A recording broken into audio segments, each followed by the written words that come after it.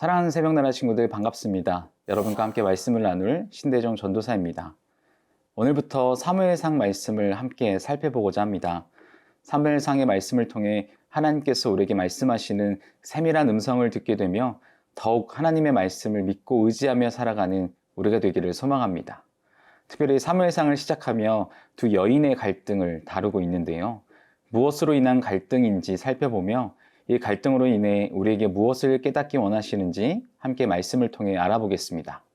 오늘 말씀의 제목은 내가 괴로운 이유입니다. 오늘의 말씀은 사무엘상 1장 1절에서 8절입니다. 에브라임 산지 라마다임 소빔에 에브라임 사람 엘가나라는 사람이 살고 있었습니다. 그는 여로함의 아들이며 엘리후의 손자이며 도후의 증손이며 숲의 현손입니다. 엘가나에게는 두 아내가 있었는데 한 사람의 이름은 한나였고 다른 한 사람의 이름은 브닌나였습니다. 브닌나는 자식이 있었지만 한나는 자식이 없었습니다. 엘가나는 해마다 전능하신 여호와께 경배와 제사를 드리기 위해 고향에서 실로로 올라갔습니다. 그곳에는 엘리의 두 아들 홈니와 비느하스가 여호와의 제사장으로 있었습니다. 엘가나는 제사 드리는 날이 올 때마다 자기 아내 브닌나와 그 모든 아들, 딸들에게 제물로 드릴 고기를 나누어 주곤 했습니다. 그러나 한나에게는 2배를 주었는데 그것은 그가 한나를 사랑했기 때문입니다. 그러나 여호와께서는 한나에게 자녀를 주지 않으셨습니다. 여호와께서 한나에게 자녀를 주시지 않았으므로 브닌나는 계속해서 한나를 괴롭히고 업신여겼습니다. 이런 일이 해마다 계속됐습니다.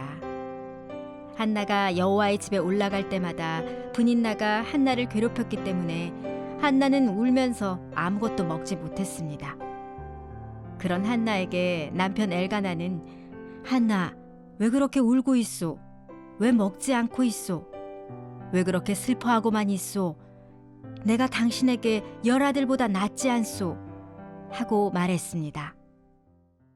오늘 본문에 등장하는 두 여인의 다름에 기술하며 그 다름을 통해 알게 되는 의미는 무엇인지 살펴봅시다. 우리 함께 본문 2절 말씀을 보겠습니다. 엘가나에게는 두 아내가 있었는데 한 사람의 이름은 한나였고 다른 한 사람의 이름은 브닌나였습니다. 브닌나는 자식이 있었지만 한나는 자식이 없었습니다.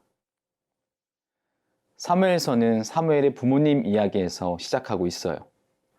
사무엘의 아버지 엘가나에게는 2명의 아내가 있었죠. 한 사람은 아이가 있는 브닌나, 또 한 사람은 아이가 없는 한나.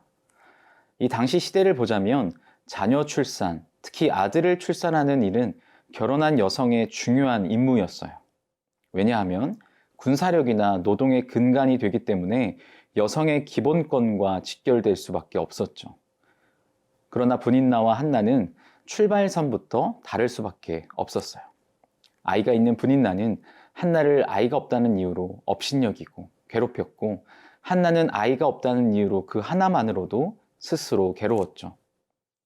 이런 한나와 브닌나의 관계는 중심이 바로 선 자가 외적 조건을 따르는 자들에 의해 고난당할 것임을 알게 해주는 대목이기도 합니다.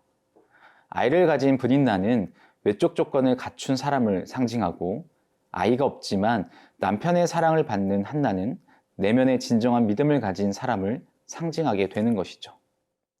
앞서 설명한 것처럼 외적 조건을 따르는 자들에 의해 고난당할 것임을 알게 해주는 것처럼 한나는 외적 조건을 갖춘 브닌나에게 고난을 당하고 괴롭힘을 당하게 됩니다.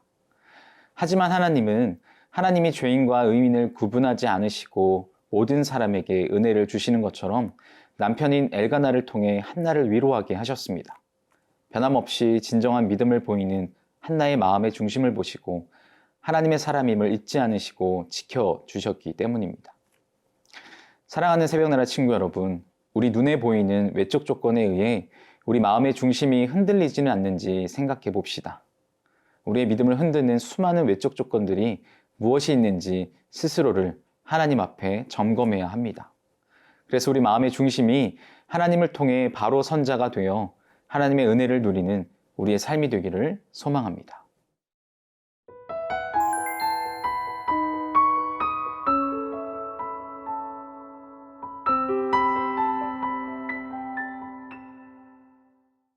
엘가나의 두 아내 한나와 브닌나의 충돌은 매년 여호와의 집에 올라갈 때마다 이어졌습니다. 우리 함께 본문 7절 8절 말씀을 보겠습니다. 이런 일이 해마다 계속됐습니다.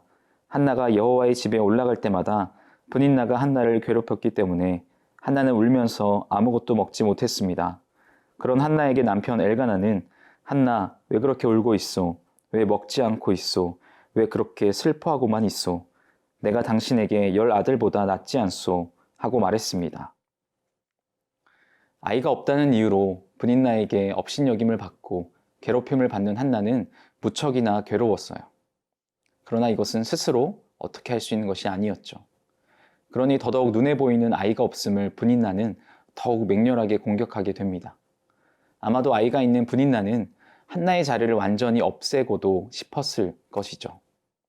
자신만이 남편 엘가나에게 도움이 되는 아내이기 때문에 그렇습니다. 누가 봐도 아이가 있는 브닌나를 더 사랑해야 할 이유가 있지만 정작 남편 엘가나는 한나를 더욱 사랑함을 보여줍니다. 여호와의 집에 올라갈 때마다 충돌이 이어지니 한나는 울면서 슬퍼했죠. 마음으로도 또 신체적으로도 큰 괴로움이 한나의 모습을 통해 느껴집니다. 얼마나 자신이 처한 상황이 힘들었을까요? 그러나 한나를 위로해주고 사랑해주는 남편 엘가나가 있기에 마음을 다잡아보며 믿음으로 하루하루 살아갈 수 있었죠.